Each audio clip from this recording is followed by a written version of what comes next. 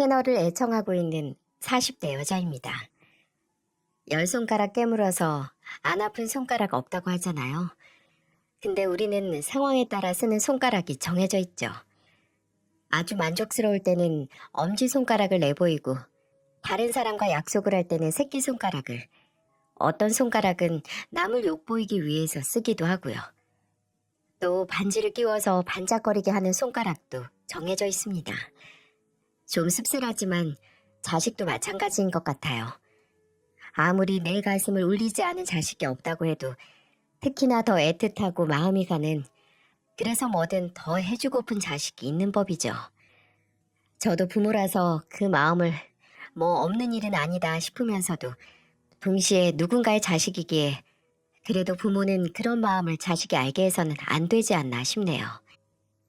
이 사연은 저의 가장 사랑하는 사람이 손가락 중에서도 가장 마음고생을 많이 한 덜 아픈 손가락이라서 보내는 사연입니다. 지금까지 새 아이를 낳고 잘 살고 있는 남편과 저는 제가 20대 후반이었을 무렵 만났어요. 친한 친구랑 한창 술 한잔 하다가 2차로 어디 갈까 하다가 친구가 근처에 있는 아는 지인들이 자리 잡고 놀고 있다는데 갈래? 이러는 거예요. 알딸딸하게 취하기도 했고 또 저는 새로운 사람을 만나는 걸 좋아해서 알겠다고 했죠. 그 자리에 제 남편이 될 사람이 있었을 줄 누가 알았겠어요? 남편의 첫인상은 딱 그 노래 아시나요? 월남에서 돌아온 새까만 김상사 이제야 돌아왔네. 딱 그 노래말 그대로 새까만 사람이었어요. 몸도 좀 두툼하고 눈썹도 짙어서 얼핏 보면 조금 무서운 인상이었습니다. 저는 그런 남편을 보고 좀 주춤하게 돼서 도착한 술자리에서 최대한 멀리 앉았습니다. 그런데 다들 술 들어가서 시끄러운 자리에서 손에 사이다 하나 쥐고 조용히 있는 겁니다. 간간히 웃기는 하는데 뭐가 그렇게 수줍은지 고개를 푹 수그리고 웃고요. 겉과 속이 너무 다른 그 모습이 신기하기도 하고 뭔가 웃기기도 해서 빤히 쳐다보니까 남편의 친구라는 사람이 말하는 겁니다. 이거 희라 씨가 민철을 아주 신기하게 쳐다보시네. 신기하긴 하죠. 얼굴이랑 몸은 흑곰인데 속은 햄스터나 다름없어요. 이 자식이 포크레인 기사인데 요새 밖에서 작업하는 게 워낙 많아서 이렇게 탔대요. 야, 뭐 그런 것까지 다 말하냐? 정말 그 말 그대로였어요. 겉은 거대한 맹수 그 자체인데 속은 아주 작은 동물 같은 게요. 그 이후로 그 멤버 그대로 술자리를 몇 번 가졌는데 한 3번쯤 만났을까요? 남편이 손을 덜덜덜 떨면서 제게 번호를 물어보더라고요. 그게 웃기기도 했는데 또 참 좋아 보이기도 했어요. 그렇게 연락처를 주고받고 따로 만나다가 연애를 시작했습니다. 저만 만나면 얼굴은 빨개지고 어떻게 옆에서 뭐든 제가 원하는 걸 함께하길 원하는 사람이었죠. 어떤 때는 너무 내 눈치를 보는 게 아닌가 했는데 천성 같더라고요. 소심하고 내성적인 모습이 말이죠. 만난 지 1년이 안 됐을 때 이미 저희는 서로의 마음을 확인하고 암묵적으로 결혼도 생각했던 사이였어요. 근데 제가 덜컥 임신을 먼저 하게 된 거죠. 저야 어차피 결혼을 한다면 이 사람이다라고 생각하던 와중이라서 둘만의 신혼을 갖지 못하겠지만 뭐 어쩔 수 없지 했습니다. 제 자취방에서 남편이 사온 선짓국을 함께 먹다가 제가 무심결에 던졌어요. 아, 맞다. 나 임신했어. 제가 국물을 더 한 입 먹으려고 말하는데 남편은 정말 드라마의 한 장면처럼 숟가락을 댕그랑 하고 떨어뜨리더군요. 저는 그 모습을 보고 와, 이 사람한테 매일 깜짝 놀랄 만한 말 하면 심심하진 않겠다 생각을 했죠. 남편은 입을 벌벌벌 떨어가면서 마치 대역 조인 마냥 제 손을 잡고 말하는 겁니다. 희라야, 내가 너무 미안해. 너 아직 어린데 내가... 이보세요. 나 내일 모레 30이야. 어리게 봐주는 건 고마운데 이렇게 입술 떨 일은 아니네요. 그래도 내가... 민철 씨 나랑 결혼할 생각 아니었어? 그럼 당연하지. 희라 아니면 나 데려가 줄 사람이 누가 있어. 그래. 그냥 우리 하늘에서 축복이 빨리 날아왔다고 생각하자. 근데 희라 너 입고 싶은 웨딩드레스도 있을 거고 예전에 신혼기간 길게 갖고 싶다고도 했잖아. 뭐 어쩌겠어. 이미 저질러졌는데. 팔자련이 해야지. 우리 지난 일은 뒤돌아보지 말자. 어? 우리 아이는 희라 성격 닮았으면 좋겠다. 남편이 착하고 순하긴 하지만 저도 동의했습니다. 사람이 좀 편하게 살려면 융통성이라든지 무슨 일에는 그냥 그런가 보다 하고 넘어가는 성격이 편하잖아요. 남편은 남들 기분 맞추고 신경 쓰느라 제 남편이지만 좀 성가신 성격이었기 때문이죠. 근데 남편과 결혼 준비를 하면서부터 늘 미스테리였던 남편 성격의 근원지를 보고야 말았습니다. 처음으로 남편 부모님을 뵈러 간 날 초반에는 평범했어요. 시어머니는 세련되고 나이에 비해 굉장히 잘 꾸미시는 분 같았죠. 관리도 많이 하신 것 같았고요. 목소리가 조금 크시긴 했어도 좋은 분 같았습니다. 시아버지께서도 말수는 적으셔도 오히려 그게 사람이 가볍지 않고 묵지 있게 보였죠. 결혼 전에 애를 가져서 어쩌냐, 신혼여행은 국내가 낫겠다, 부모님은 어느 동네 사시냐 등등 처음 시댁에 될 집에 가서 할 법한 질문을 듣고는 조곤조곤 대답을 했죠. 이미 남편에게서는 시아버지께서 3층짜리 상가 건물을 가지고 있다는 걸 들어서 시댁이 어느 정도 금전적으로 안정이 됐다는 걸 알고는 있었거든요. 근데 시아버지께서 대뜸 신혼집은 걱정하지 말라고 하시더라고요. 저는 그때 대기업 공장 생산직으로 일하고 있었고 남편은 포크레인 기사 일을 시작한 지 얼마 되지 않았을 때였거든요. 그냥 둘이서 모은 만큼 해서 살자라고 입 맞췄는데 신혼집 전세금을 지원해 준다고 하니 너무 감사했죠. 그렇게 화기애애한 분위기가 이어질 때쯤 갑자기 띵동하고 현관문 벨이 울리는 겁니다. 시어머니는 어머 이 시간에 누구야? 하면서 밖으로 나가셨고 이내 현관에서 시어머니가 아주 반가운 목소리로 누군가를 맞이하는 소리가 들리더라고요. 어머 우리 장남이 어쩐 일이야. 바쁘신 양반이 말도 없이. 아, 오늘 민철이 신부 데려온다고 해서 일하다가 중간에 나왔어요. 금방 들어가 봐야 돼요. 아유, 지금이 몇 시인데 아직도 일을 해. 우리 사장님이 정말 바쁘다니까.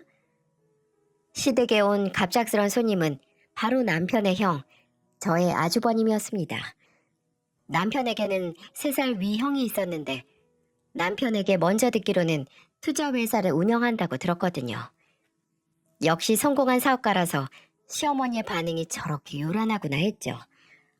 근데 그 환영이 어째 끝나질 않는 겁니다. 원래 처음 시댁에 인사를 드리러 온 손님은 저고 또 첫인사인 만큼 주인공은 저와 남편이잖아요. 근데 아주버님이 인사를 하고 자리에 앉는 순간 대화의 주제는 온통 아주버님에 대한 이야기가 됐죠. 희라야, 땡땡 매니지먼트라고 들어봤니? 아니요, 딱히. 어머, 애가 젊어서 그런가. 아직 투자나 펀드에 관심이 없구나. 우리 장남이 운영하는 회사인데 신생 회사 중에서 제일 고객 수가 많아. 아우, 정말요? 대단하시네요. 대단할 것도 없어요. 그냥 작은 투자 자문 회사예요. 아직 갈 길도 멀었고. 아유, 우리 장남은 너무 겸손해서 탈이야. 좋은 자세이긴 하지만 사업하는 남자가 겸손해야지. 오만한 것보단 100번 나아. 아유, 그래요. 네 시아버지랑 나랑 우리 장남 처음에 사업 시작할 때 첫 번째 고객이자 투자자였거든. 큰맘 먹고 투자 한번 잘했지. 그때 거의 현금 있는 거 다 쏟아부었는데 회사가 이렇게 빠르게 클 줄 누가 알았겠어? 몰랐으면 투자도 안 했어. 전 직장에서 열심히 배운 만큼 하는 거지. 예, 그리고 2년 전에 결혼한 여자는 또 얼마나 예쁜 줄 아니? 우리 맏며느리가 무용과를 나와서 그런가 아주 키도 훤칠해. 팔다리도 길쭉길쭉하고. 아빠랑 엄마 둘 다 키 크고 용모가 빼어나서 둘이 손주 나오면 아주 볼만할 거야. 아유, 눈치 없이 동생네가 먼저 임신을 해서 어째? 아, 아주버님네보다 먼저 아이를 가지면 안 되는 줄 몰랐어요. 이럴 줄 알았으면 좀 덜 사이 좋을걸. 그치, 민철 씨? 어? 아, 그렇지. 어머니, 요새 누가 형 먼저 애 낳고 동생이 나중에 낳아요. 다 때 맞으면 낳는 거죠. 기가 막혔습니다. 처음 인사를 하러 온 며느리 앞에서 아주버님 자랑만 주구장창 늘어놓는 것도 모자라서 맏며느리 자랑에 심지어 먼저 임신했다고 은근히 눈치까지. 그리고 아주버님 사업에 큰 돈을 투자했다는 걸 듣고 의아하긴 했어요. 제가 알기로는 남편은 지금 일자리를 구할 때까지 닥치는 대로 일을 했다고 들었거든요. 고깃집, 대리운전, 대리주차, 겨울엔 스키장에서 숙식하면서 일하고 여름에는 워터파크 일도 하고 둘째 아들은 취업 준비하는 동시에 잠을 줄여가면서 시간 아껴가며 돈까지 모았는데 장남인 아주버님은 사업 시작한다고 했을 때 그 당시 있던 현금 몰아부었다는 게 좀 납득이 되지 않았어요. 그리고 둘째 아들이 결혼할 사람 데려온 자리에서 갑자기 등장한 장남만 챙기고 말이죠. 제 눈앞에서 일어난 일이 모두 어이가 없었지만 제일 어처구니가 없는 건 남편의 태도였어요. 남편은 이 모든 게 마치 늘 있었던 일상인 것처럼 조용히 앉아서 고개만 끄덕이거나 가만히 허공을 보는 것뿐이었죠. 나중에 조금 짜증이 난 제가 입을 열었을 때 맞장구를 치긴 했어도 알겠더라고요. 남편의 소심하고 내성적인 남들 눈치를 많이 보는 성격은 모두 시부모님이 장남인 아주버님과 차별을 해서 나온 결과물이라고요. 둘째 아들은 완전 뒷전이고 그저 장남. 사람이 어려서부터 부모님 사랑을 넘치게 받아야 어느 정도 자존감이 형성됐는데 남편은 그 모든 관심을 형에게 빼앗겼으니 소심해질 수밖에요. 지금까지 제가 좋아했던 남편 성격 근원질 실체를 알고 나니 씁쓸하고 안타까웠어요. 지금까지 형과 차별하는 부모님 아래서 얼마나 외로웠을까 가슴도 아팠고요.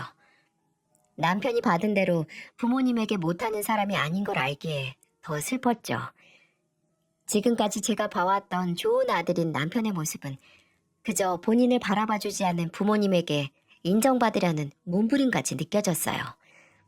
나중에 제가 넌지시 차별에 대한 이야기를 꺼내니까 남편은 그냥 쓰게 웃으면서 말하더라고요. 그냥 익숙해. 부모님한테 2등인 자식으로 사는 거. 칭찬하는 것도, 마음 쓰시는 것도, 돈 쓰시는 것도 다 형이 우선이긴 하지만 뭐.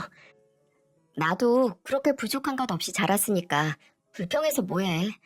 확실히 형은 부모님이 투자한 만큼 결과가 잘 나오기도 했고. 민철 씨도 형이 받은 만큼 지원받았으면 지금 다른 일을 하고 있을지 누가 알아? 형만큼 지원 받아본 적도 없잖아. 그렇게 말하지 마. 뭐 그것도 맞는 말이네. 아, 그러고 보니까 형이 결혼을 빨리 해서 다행이다. 진짜 형이 결혼 안 한 상태였으면 나도 결혼 못하게 막으셨을걸? 형하고 뒤에 하라고. 그게 말이 안 된다고. 그런 게 어딨어. 그게 우리 부모님이야. 당신이 부모님에게는 2등 자식일지 몰라도 나랑 이제 태어날 우리 아이한테는 1등 남편이고 1등 아빠일 거야. 고마워 여보. 나 진짜 결혼 잘한다. 분명 본인이 제일 아프고 힘들었을 텐데 그저 웃고 그러려니 넘기는 모습에 제가 더 억울하고 화가 나더라고요. 물론 지금 남편이 하는 일이 못한다는 게 아니라 마치 부모님이 정해둔 한계선을 정말 본인의 한계라고 믿는 것 같아서 안타까웠죠. 분명 더 잘 될 수 있다고 생각할 만한데 나는 부모님이 이 정도 해주셨으니 딱 이 정도의 사람이라고 생각하는 사람 같았죠. 저는 그런 남편에게 무조건적인 사랑을 주는 가족을 만들어주고 싶었어요. 늘 남편은 뒷전이었던 시부모님과 다르게 무조건적인 사랑과 관심을 주는 아내가 되고 또 그런 자식들을 남편에게 만들어주고 싶었어요. 그때까지만 하더라도 시댁이 어떠하든 우리 가족만 잘 살면 되지 하고 생각을 했는데 그게 아니더군요. 자식을 차별하는 시부모님은 며느리인제게도 엄청난 영향을 주었습니다. 시작은 상견례부터였어요. 그날은 참석한 아주버님이 부인인 형님도 대동을 했거든요. 오늘도 시부모님의 모든 관심이 또 아주버님네로 가진 않을까 걱정을 했는데 다행히 초반에 장남이랑 맏며느리 자랑을 조금만 하시고 마시더라고요. 저희 부모님 앞에서는 그래도 자제를 했구나 싶었죠. 근데 제가 잠시 양해를 구하고 화장실에 갔을 때 문제가 터졌어요. 이를 보고 칸에서 나오는데 화장실 세면대 쪽에 형님이 계시더라고요. 형님은 이미 화장실에 제가 있던 걸 알았으니 그냥 눈짓만 했고 저는 어색하게 웃었죠. 손 아래 형님이라서 조금 불편하게 없지 않아 있었거든요. 제가 손을 씻고 있던 형님 옆에 서서 물을 트는데 대뜸 제게 이런 걸 묻는 겁니다. 동서, 결혼 전이긴 하지만 그냥 동서라고 불러도 되죠? 네, 편한 대로 하세요. 그래도 나보다 2살 많다고 들었는데 존댓말을 쓸게요. 근데 동서, 아버님이 신혼집 해주신다고 하셨어요? 네? 네. 전세금 도와주신다고 하셨어요. 진짜 한시름 났어요. 어? 전세? 아버님이 그냥 전세금만 주신대요? 네, 그러셨는데요. 우리는 아예 매매로 해주셨거든요. 처음 해주실 때 매매가가 10억 정도 했나? 2년 사이 훌쩍 뛰었죠. 거기가 인프라가 좋은 동네라서요. 근데 동서 전세 구하려면 힘들겠다. 요즘 전세는 아니잖아. 전혀 물어보지도 않은 정보는 제게 실실 웃으며 말하는 형님. 아니 솔직히 뒷전인 둘째 부부에게 전세금 2억 지원해주고 장남 부부는 10억짜리 아파트 사준다는 것보다 더 열이 받는 건 형님의 표정이었어요. 분명히 본인 남편과 제 남편이 부모에게 차별받는다는 걸 알고 있고 그걸 제게 으스대는 표정이었죠. 형님은 손을 다 씻고 제게 이런 말도 덧붙였어요. 아버님한테 건물 있는 것도 알죠? 근데 그거 다 장남 몫이라고 하시잖아요. 진짜 옛날 분이라니까. 뭐 저희야 그 덕분에 유산 문제로 형제끼리 피 볼 일은 없으니까 다행이지만은요. 정말요? 먼저 묻지도 않는 것도 이렇게 잘 알려주고 제가 형님을 참 잘 만났네요. 저는 웃으면서 그렇게 말하고 페이퍼 타올에 손 탁탁 닦으면서 화장실을 나왔습니다. 상견례를 하는 방으로 돌아가니 그때 한창 시아버지 건물 얘기를 하고 있더라고요. 입점한 상점이 몇 개고 뭐 그런 거 말이죠. 저희 부모님은 건물로 으스대는 시부모님의 말에 적당히 맞춰주시고 계셨고요. 그때 제 뒤를 따라서 형님도 들어왔어요. 저희 아버지께서 자리에 앉는 저를 보시며 이렇게 말씀하셨어요. 이렇게 든든한 시아버지가 계시니까 우리 딸 걱정 없겠다. 그 건물이 시아버지 건물이지 제 건물도 아니잖아요. 그리고 그 건물 어차피 아주버님 거 될 거래요. 방금 형님이 아버님은 옛날 분이셔서 모든 걸 장남한테 물려준다고 편하다고 말해줬어요. 저의 해맑은 말에 상견례 자리는 순식간에 고요해졌습니다. 저를 바라보던 형님의 눈에는 경악이 보이더군요. 그러게 누가 괜히 사람 속 긁기 위해서 혀 관수 잘 못하랬나요? 시아버지는 흠흠 하면서 앞에 있는 물 들이켜 마시고 시어머니는 재빨리 화제를 제 뱃속의 아기로 돌리셨어요. 아주버님은 싸늘하게 형님을 보고 남편은 놀란 토끼 눈으로 저를 쳐다봤죠. 나중에 남편은 그 자리에서 숨고 싶을 만큼 놀라긴 했는데 어딘지 통쾌하긴 했다고 하더라고요. 제가 날고 긴다고 해봤자 어차피 시댁에서 저의 위치는 2등인 자식의 아내, 2등 며느리일 테죠. 뭘 하든 형님과 비교가 될 테고 뭘 어떻게 잘한다 한들 눈에 차지도 않을 겁니다. 그걸 잘 알면서도 그저 착한 며느리 행세를 할 마음은 없었고요.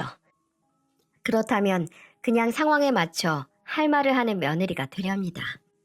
분명 속이 벅벅 긁어질 텐데 화병까지 생길 수는 없죠. 근데 저의 생각이 맞는다는 걸 저희 시어머니께서 인증을 해주시네요.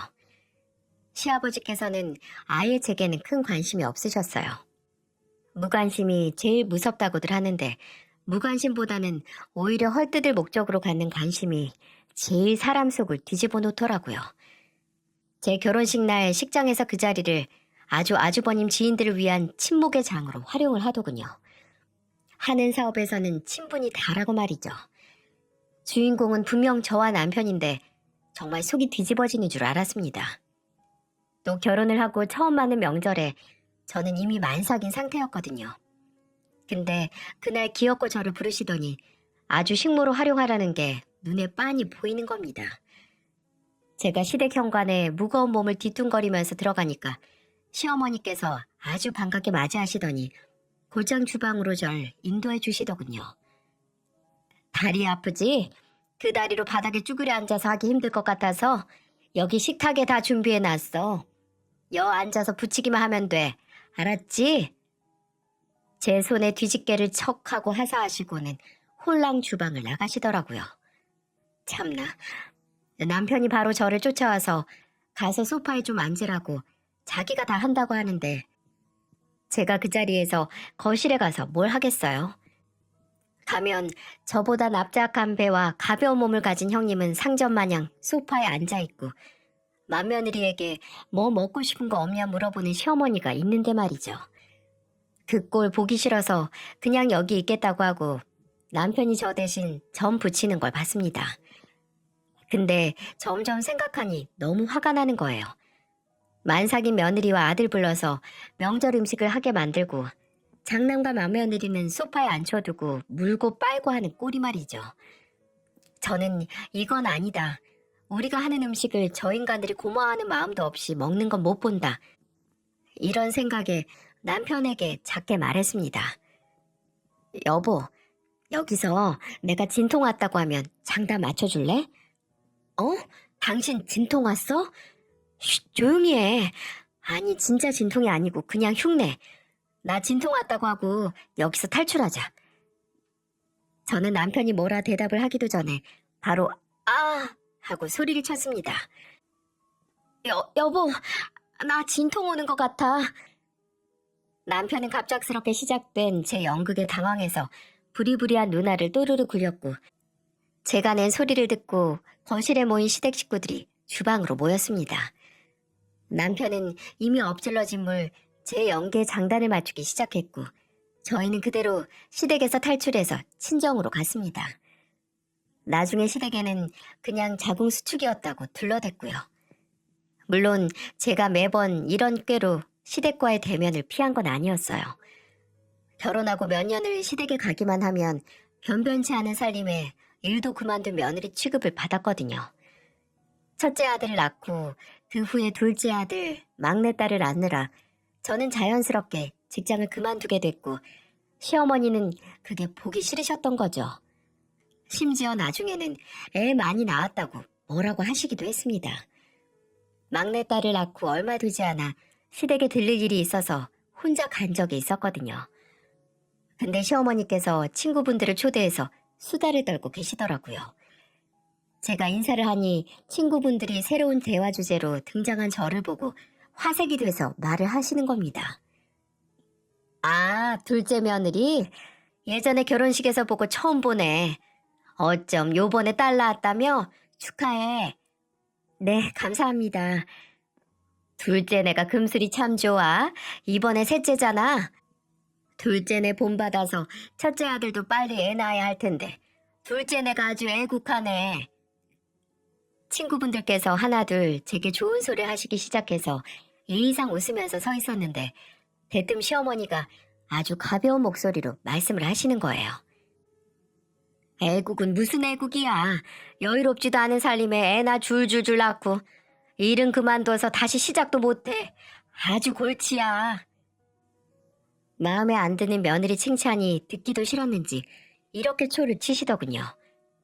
친구분들도 전혀 관계도 없이 며느리 헐뜯기 시작하는 시어머니를 보고 당황하셔서 두둔하기 시작하셨는데 끝까지 저에 대해 마음에 안 드는 부분을 마치 한 맺힌 사람처럼 구구절절 말씀을 하시는 겁니다. 우리 맏며느리하고는 너무 달라. 걔는 하도 애가 생각이 깊고 현명해서 그냥 냅다 애 낳지도 않잖아. 사람이 다 때가 있으니까 윗물이 맑아야 아랫물도 맑다는데 윗물이 아무리 맑으면 뭐해. 아니 자식 그거 다 낳기만 하면 다인가? 셋을 그냥 뭉텅이처럼 낳아놓고 그게 그저 알아서 잘 크겠거니 바라는 것보다 그렇게 미련한 게 어딨다고. 아유 민수 엄마 왜 그래. 아무리 그래도 둘째 며느리랑 둘째 아들이 생각 없이 낳았겠어? 다 상황 고려해서 나을만 하니까 나았겠지. 아니에요. 어머님 말씀이 맞죠 뭐. 애 키우는 게 좀 힘들어요. 있는 만큼 어려운 게 자식인데 원래 애들 나이 차이가 안 날수록 질투나 시샘하는 게 심하다고 하잖아요. 그래서 저랑 남편은 애들 차별 안 하는데 각별히 신경 쓰고 있어요. 누구는 장남이라고 차별하고 누구는 아들이라고 차별하고 누구는 또 막내라고 차별하면 안 되잖아요. 그러니까 어머님이 걱정할 일 전혀 안 일어날 거예요. 저랑 남편은 어머님 덕분에 자식 차별이 얼마나 유해한지 잘 알고 있잖아요. 이때 시어머니의 얼빠진 얼굴이 아직도 생생하게 생각이 나네요. 솔직히 이 이후에 시댁 쪽으로는 볼 일도 보기 싫었지만 아예 연을 끊지 않는 이상 어려운 일이죠. 남편은 제게 이런저런 일이 있었다는 걸 전해 듣고 더 이상 안 되겠다 말을 하던지 해서 시댁에는 발길을 끊자라고 했었어요. 근데 가는 날이 장날이라더니 남편이 저런 생각을 했을 때쯤 시댁에는 한바탕 뒤집어지는 사건이 생기고 말았습니다. 제가 결혼을 하고 5년 정도 지났을 때 시아버지께서 세상을 떠나고 마신 거죠. 원래 심장에 질환이 있다는 건 알고 있었는데 주무시다가 급작스럽게 심장마비가 오셨고 그대로 눈을 뜨지 못하셨어요. 저와 남편이 시댁에 더 이상 이런 취급 못 견디겠다고 한마디를 하고 자시고 할 상황이 아니었죠. 시아버지의 죽음에 누구보다 충격을 받으신 건 당연히 시어머니였습니다. 시어머니는 장례식장에서 몇 번은 혼절하셨고 일주일에 5kg 정도 살이 빠지셨어요. 시아버지께서 돌아가시고 몇 달이 지나도 회복하지 못하셔서 우울증 진단까지 받으셨네요. 도저히 혼자서 생활할 상태가 아니었어요. 저와 남편은 아무리 사이가 좋진 않았어도 상황이 상황이니까 모셔오자는 상의를 하기도 했었어요. 근데 그때 남편에게서 시어머니를 모시고 살아야겠다는 말을 들은 아주버님이 아주 흔쾌히 본인이 모시고 살겠다고 하더군요. 장남이 안 모시면 누가 모시냐고 하면서 말이죠. 솔직히 저는 좀 의외라고 생각을 했어요. 아주버님이 부모님의 사랑을 몰아서 받은 자식이긴 했어도 그만큼 부모님에게 살가운 사람은 또 아니었거든요. 사람을 쓰던 아니면 네가 모시고 살아라 이럴 줄 알았는데 기꺼이 본인이 모신다니까 좀 놀랬죠. 그건 남편도 마찬가지였고요. 형이 본인 생각보다 계산적인 냉혈한이 아니었던 것 같다고 말입니다. 이제 와서 생각해보면 자식이 부모 모시고 사는 게 뭐 그렇게 의외인 일이라고. 심지어 받아먹은 것도 많은 사람이니까 더 의외랄 것까지도 없었죠. 이래서 사람이 평소 행실이 중요하나 봅니다. 평소에 차갑고 칼 같은 사람이 한번 인간적인 선택을 했다고 사람이 달리 보이는 착시인 거죠. 저와 남편은 그래도 시어머니께서 사랑에 맞지 않는 장남과 함께 사시게 됐으니 상태가 좀 나아지시겠거니 했습니다. 걱정할 일이 줄었다고 말이죠. 하지만 저희의 시련은 그게 끝이 아니었어요. 마냥 속이 좋은 남편이 사고를 치고 만 거죠. 친구를 믿고 보증을 섰다가 친구가 잠수를 타고 만 겁니다. 정말 솔직히 너무 화가 났어요. 물론 사람을 잘 믿고 착하고 순한 남편의 모습을 사랑하긴 하지만 그 성격이 이런 역효과를 낼 줄은 미처 몰랐으니까요.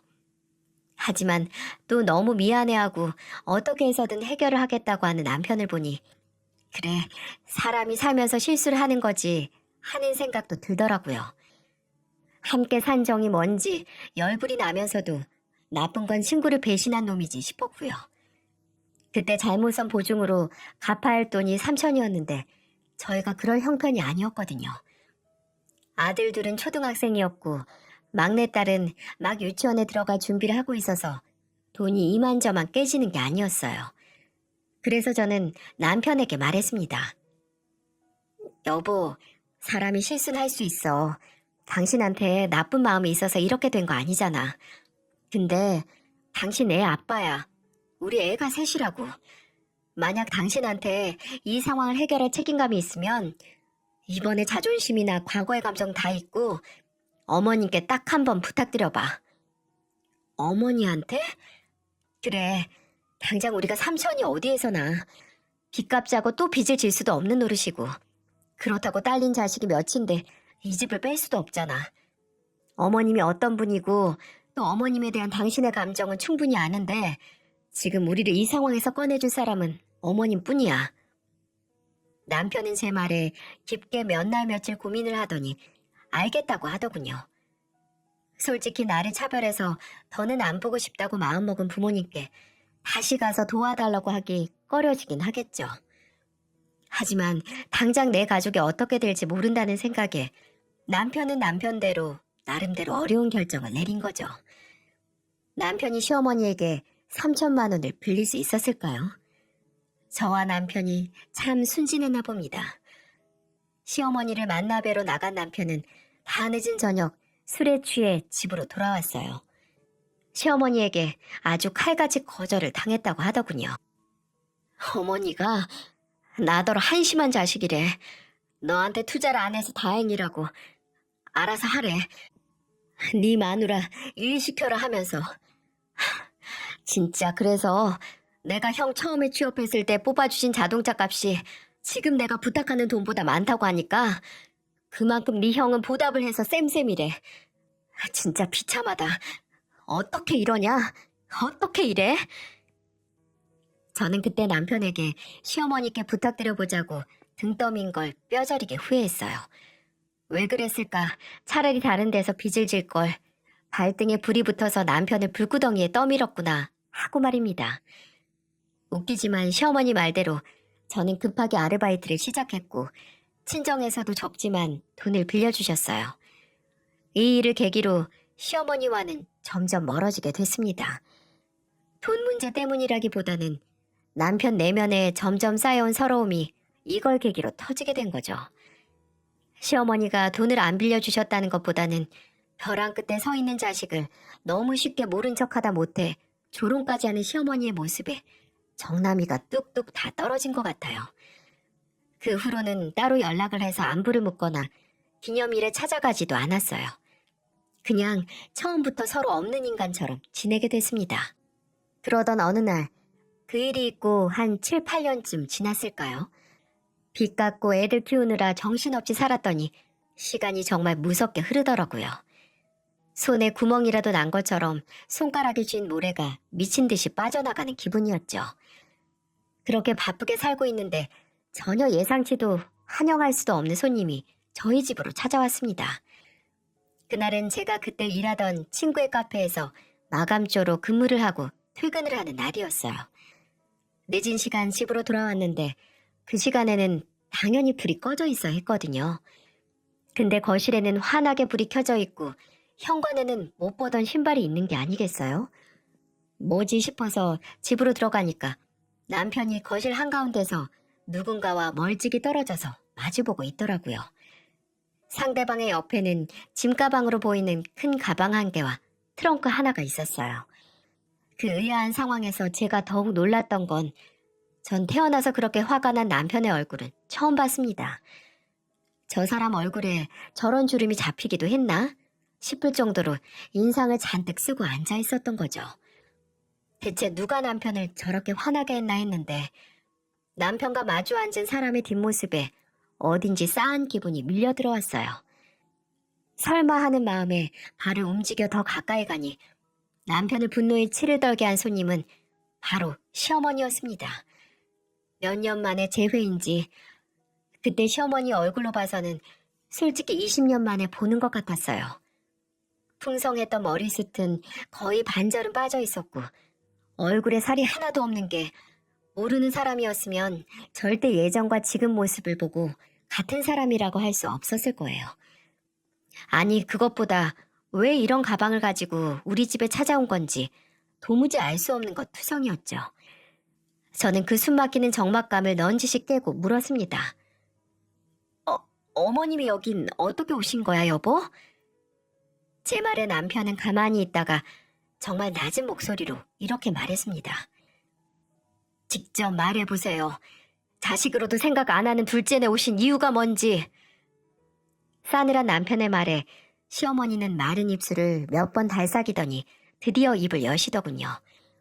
그리고 그 입에서 나온 말을 그저 믿지 못할 정도로 충격적이었습니다. 장남, 아니 큰애 내서 그간 잘 지냈다. 잘 지냈는데 몇 년 전에 글쎄 큰애가 네 아버지 건물을 본인 명의로 이전하자고 하더구나. 엄마가 이제 나이도 있고 그런 건물 끼고 있어봤자 신경만 쓰일 거라고. 본인이 관리 잘하고 엄마 꼬박꼬박 돈 드리겠다고. 나야 그때는 어차피 나 죽으면 큰애가 가질 거니까 뭐 문제가 있겠냐 했지. 근데 올해 초에 내가 암이란다, 암. 며느리 따라간 건강검진센터에서 췌장암이라고. 얼마 안 남았다고 하는데 정말 심장이 툭 하고 떨어지더구나. 근데 그래도 오래 살았지. 다 명대로 사는 거다 하고 생각을 하려는데 며느리 걔가 글쎄 아픈 사람하고 같이 살기 힘들다고. 안 아픈 사람도 같이 있으면 병든다고 하더라. 요양병원에 들어가든 아니면 방 하나 구해서 이제 따로 살자고. 정말 피가 거꾸로 솟는데 나는 민수 큰애가 당연히 반대할 줄 알았다. 그래도 애민데 내가 절 어떤 마음으로 키웠는데 그놈이 지 마누라 말이 맞다고. 지금까지 10년 동안 부양한 것도 어머니 고맙게 생각하셔야 한다고 하는데 하늘이 무너지는 줄 알았어. 지금까지 내가 산 세월이 전부 아무것도 아닌 게 되는데 알아서 짐 정리하라고 해서 내가 그냥 바로 나와버렸다. 더 이상 돈 있고 뭐 빼먹을 것 있을 때만 부모 취급하는 자식 새끼랑 같은 집에 있기 싫어서. 근데 내가 어딜 가니. 민철아, 네가 나한테 서운하긴 할 테지만 그래도 제가 서운할 거라는 건 아세요? 민철아, 아니 서운하다는 말로는 부족하죠. 지금까지 내가 어떤 마음으로 형이랑 어머니 아버지 뒷모습을 바라보기만 하면서 살았는데. 여보, 일단 진정해. 애들 깨. 안방 들어가서 얘기해. 제 말에 남편은 끓어오르는 열을 참으려는 듯 머리를 쓸어 넘기더니 안방으로 들어갔습니다. 시어머니도 마치 끌려가는 짐승 마냥 그 뒤를 따랐죠. 저도 따라서 들어가려고 하다가 아차 싶더라고요. 이건 제가 끼어들 일이 아니라는 생각이 들었거든요. 결과가 어떻게 되든 당사자 2명이서 어떻게 해야 하는 거라고요. 안방문에 몸을 살짝 걸쳐두었다가 뒤로 쓱 빠져서 문을 닫았죠. 남편과 시어머니가 함께 들어간 안방에서는 간간히 말소리가 들리다가 갑자기 폭발할 것 같은 남편의 목소리가 들리기도 하고 그 뒤에는 시어머니가 울면서 뭔가를 비는 목소리도 들렸어요. 남편이 한평생 부모님께 뭘 바랬던 적이 없다. 내가 뭘 해달라고 달라고 했던 적이 있냐고. 근데 도움이 진짜 필요해서 동아줄 잡는 기분으로 갔더니 어머니 그때 어떻게 했냐라고 말하면서 시어머니가 목 놓아 울면서 내가 잘못했다고. 그때 눈이 멀었다. 그때는 정말 장남 하나 잘 키우면 뭐든 잘 될 줄 알았다고 남편에게 용서를 비는 목소리가 들리더라고요. 시간이 지날수록 분노로 점철된 남편의 목소리도 흐느낌으로 변하고 그럴수록 시어머니의 울음소리도 더욱 심해졌어요. 저는 그 방문 앞에서 지금 내가 뭘 빌어야 하나 했습니다. 둘의 화해? 아니면 남편의 통쾌한 복수? 저는 그저 제 남편이 더는 상처받지 않길 바랐습니다. 그렇게 영원 같은 시간이 흐른 후에 새벽개로 창밖이 흐릿하게 될 때쯤 안방에서 들리던 소리가 멎더라고요. 저는 눈치를 보다 조심스럽게 안방문을 열었고 그곳에는 마치 울다 지쳐서 잠든 것 같은 남편이 시어머니 앞에 누워 있었고 시어머니는 그 모습을 발치해서 지켜보면서 멈추지 않을 것 같은 눈물을 흘리고 계셨어요. 그러다 손을 들어 올려서 잠든 남편의 얼굴을 쓸어 만질 것 같다가도 이내 뭐가 무서운 사람처럼 손을 거두시더라고요. 다음날 남편은 제게 이런 말을 했습니다. 여보, 정말 염치가 없는 건 아는데 무슨 말 할지 알 것 같아. 당신 결정대로 해. 둘이서 무슨 대화를 나눴는지 다 알 수는 없지만 계속 굳게 닫혀있던 당신 마음이 움직인 거잖아. 그러니까 어머님 남은 시간 동안 같이 있고 싶다고 지금 나한테 말하는 걸 거고. 맞아. 미안해. 미안할 게 뭐 있어. 지금 당장 힘든 것보다 난 어머님 돌아가시고 후회하는 당신 모습 보는 게 더 괴로울 것 같아. 어머님 집으로 모시자. 들어오시라고 해. 고마워, 여보. 정말 고마워. 남편은 제 앞에 몸을 웅크리고 울었습니다. 저는 한평생 남편 몸 안에 있던 부모님께 제대로 된 사랑을 받지 못했던 어린아이가 이걸 계기로 조금 치유되는 건 아닐까 했어요. 시어머니에게 제대로 된 사과를 받고 고함을 지르고 또 울부짖으면서 그간의 시간을 치하게 된 거죠. 솔직히 턱도 없긴 해도 당장 남편이 내린 결정이니 저는 그냥 뜻대로 이루라고 하고 싶었어요. 나중에 시어머니는 제 앞에서도 눈물 콧물을 흘리면서 사과를 하시기도 했었고요. 본인이 너무 어리석었다고 미안하고 또 고맙다고 말이죠. 그 후로 남편은 매일같이 새벽마다 사라지기 시작했어요. 바로 밤에 잠든 시어머니가 제대로 주무시거나 숨을 쉬시나 확인하기 위해서였죠. 한 번은 화장실에 가다가 남편이 침대에 없는 걸 보고 나갔는데 남편이 시어머니 방에 들어가서 잠든 시어머니 발을 살며시 어루만지고 있더군요. 아주 약하게 주무르면서 어깨를 들썩이는데 참 예전에 어떻든 어머니는 어머니구나 싶었어요. 때로는 부모님이 자식에게 무조건적인 사랑을 준다고 하지만 남편의 경우에는 반대 같았어요. 시어머니는 앞으로 살 날이 얼마 남지 않았으니 그냥 집에서 손주들과 함께 있다가 눈 감고 싶다고 하셨고 항암을 포함한 치료는 최소화하고 싶다고 하셨어요.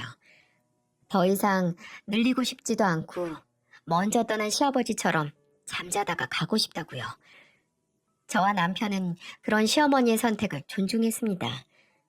남편은 처음에는 그냥 병원에서 꾸준히 치료를 받자고 했지만 시어머니는 완강히 거절하셨어요.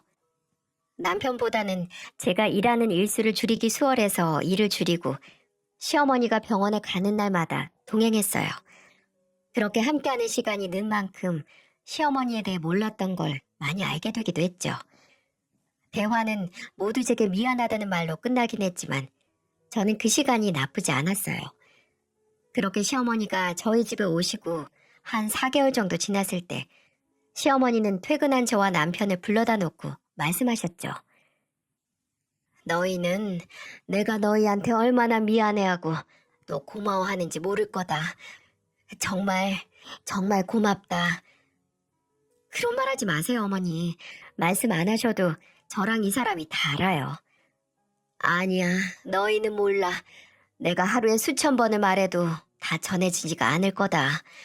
내가 지금 너에게 해줄 수 있는 게 이런 것뿐이야. 앙상한 손으로 저희에게 내민 건 다름 아닌 증여 계약서였어요.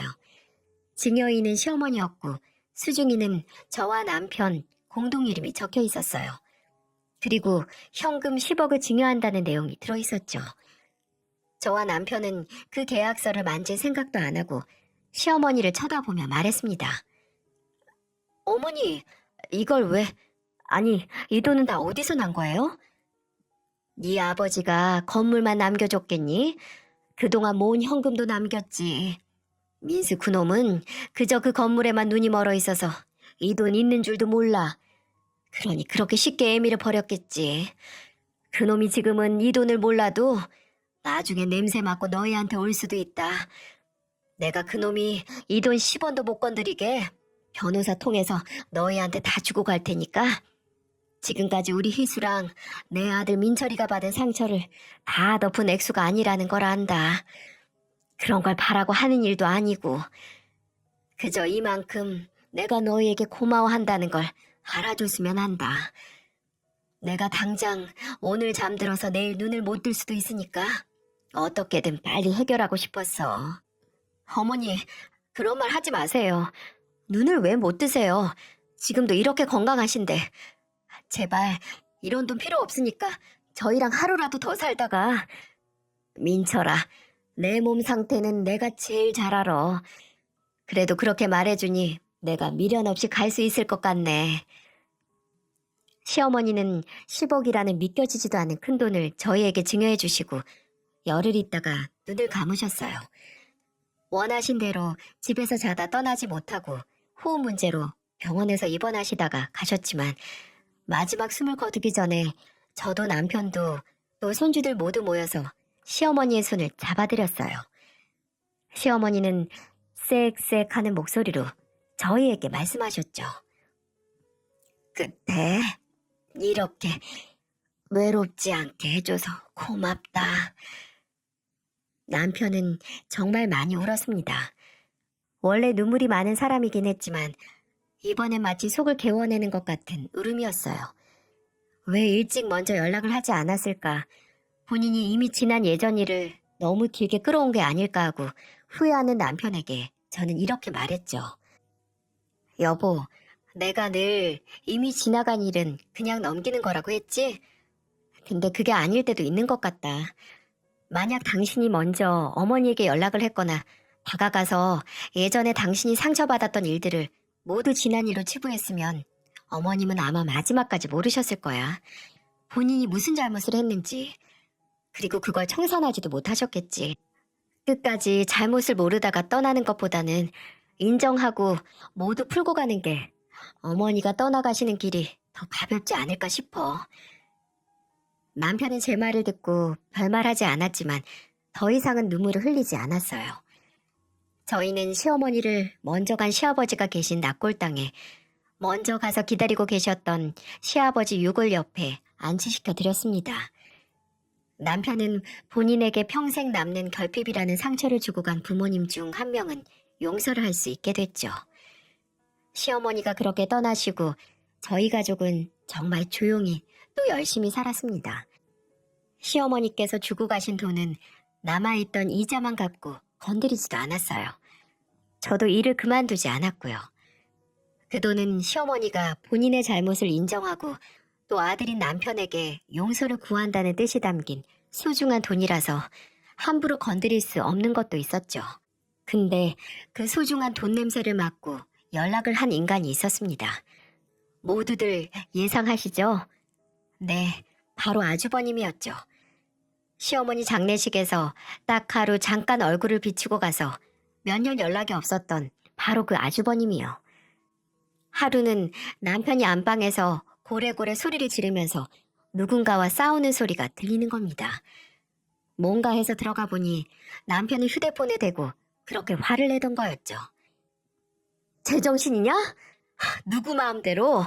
나는 우리 어머니 마지막 유언대로 할 거야. 돈 냄새 맡고 귀여운 당신 같은 인간한테 죽어도 우리 어머니 돈 못 줘. 난 이제 너 내 형으로 생각도 안 한다.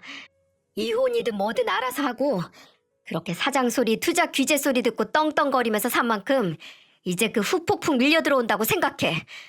더 이상은 연락하지도 마. 내 인생에서 안 꺼지면 네가 사기친 투자자들한테 너 어디 있는지 내가 죄다 다 불어버릴 테니까. 남편에게 걸려온 전화는 아주버님이었고 몇 년 만에 먼저 연락해온 목적은 다름 아닌 돈이었어요. 그 인간 사업 망했대. 주가 올리고 고객 유치하려고 주식 사기를 조금 쳤나? 거짓 정보를 남발한 거지. 그게 발각이 돼서 투자자들이 투자금 뺀다고 손해본 돈도 돌려달라고 들고 일어나서 지금 숨어서 산대. 아버님 건물 있잖아. 그거는? 그것도 빼서 투자자들한테 피해 보상하고 벌금 내고 또 이 일로 이혼까지 당해서 위자료도 줘야 하고. 아휴, 진짜 내가 어처구니가 없어서 그동안 대출을 꽤 받았나 봐. 아버지 건물 믿고 일을 수수도 못하게 벌린 거지. 근데 이 인간이 나한테 어머니가 혹시 남긴 돈 없냐? 진짜 무섭지 않아? 그래도 아픈 어머니 걷어들였으니 뭐 하나 받은 거 없냐고. 이게 사람이야? 진짜 이런 인간 때문에 내가 평생을... 남편은 이런 구질구질한 인간 말종 하나 때문에 부모님에게 받을 사랑을 못 받았다는 생각이 불현듯 들어서 괴로운 모양이더라고요. 시어머니의 마지막 시간을 함께 보냈던, 사과를 받고 용서를 받았던 남편의 가슴에 남은 오래된 상처는 아무러 흉터가 됐어도 아예 지워지지 않는 것 같았습니다. 다행히 이후에 아주버님이란 인간은 다시 연락을 하지 않았지만 남편과 저는 남편의 흉터에서 지긋지긋한 통증을 없애기 위해 노력하고 있습니다. 무너진 것도 아니고 아예 자리 잡지 못한 자존감을 높이기 위한 긴 수업이죠. 혹시나 커오면서 부모님께 차별을 받고 늘 뒷전으로 물러나서 살았던 분들이 제 얘기를 듣고 계시다면 내가 왜 차별받았지? 내가 다른 형제와 다른 점이 뭐가 있다고 되물으면서 문제를 본인에게서 절대 찾지 마시길 바랍니다. 그건 이미 입은 상처를 손가락으로 파서 곪게 만드는 일이니까요. 문제는 여러분에게 있는 게 아니라 자식을 차별한 부모에게 있습니다. 사람이 차별을 받으면 평생 나 자신을 끔찍하게 의심하면서 살게 되는 것 같아요. 분명 더 사랑받을 수 있고 더 소중한 사람인데 내가 받을 수 있는 사랑은 이 정도쯤, 내 부모가 내게 준 정도가 내게 딱 맞는 거라고 나 자신을 속이면서 살죠. 근데 그건 절대 틀린 말입니다. 여러분은 더 사랑받을 수 있는 존재라는 걸 늘 가슴속에 되새기면서 살기를 바랍니다.